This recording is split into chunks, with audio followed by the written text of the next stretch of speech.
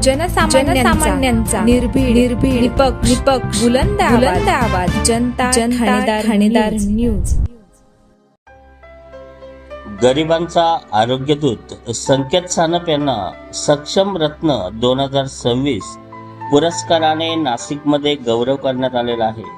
आजच्या स्वार्थी जगात माणुसकीची ज्योत तेवत ठेवत मुख्यमंत्री सहायता निधीच्या माध्यमातून 100हून अधिक रुग्णांना जीवदान देणारे सामाजिक कार्यकर्ते श्री संकेत सुमन तुकाराम सानप यांना नाशिक येथे सक्षम रत्न 2026 राज्यस्तरीय पुरस्काराने सन्मानित करण्यात आले। सक्षम पोलीस टाइमच्या वतीने त्यांच्या आरोग्य क्षेत्रातील अतुलनीय कार्याची दखल घेत गौरव करण्यात आला आहे।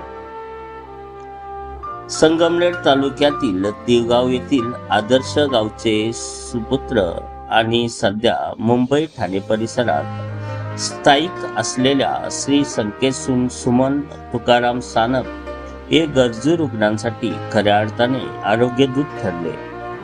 ग्रामीण भागातील शेतकरी कुटुंबातील संस्कार जपून शहरात राहूनही त्यांनी आपल्या मातीशी असलेली नाळ तुटू दिली नाही।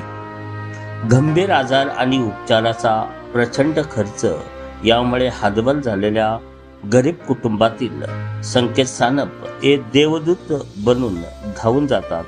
केवळ कागदपत्रांची पूर्तता न करता प्रत्यक्ष निधी मंजूर होईपर्यंत प्रशासकीय स्तरावर पाठपुरावा करून त्यांची आजवर 100 पेक्षा जास्त रुग्णांना आर्थिक मदत मिळवून दिली आहे। रुग्णालयाच्या खाटावर मृत्यूशी झुंज देणाऱ्या अनेक रुग्णांना त्यांच्या निस्वार्थी कार्यामुळे नवजीवन मिळाले आहे। संकेत सानप यांच्या या सामाजिक कार्याची दखल राजकीय क्षेत्रातूनही घेतली गेली आहे।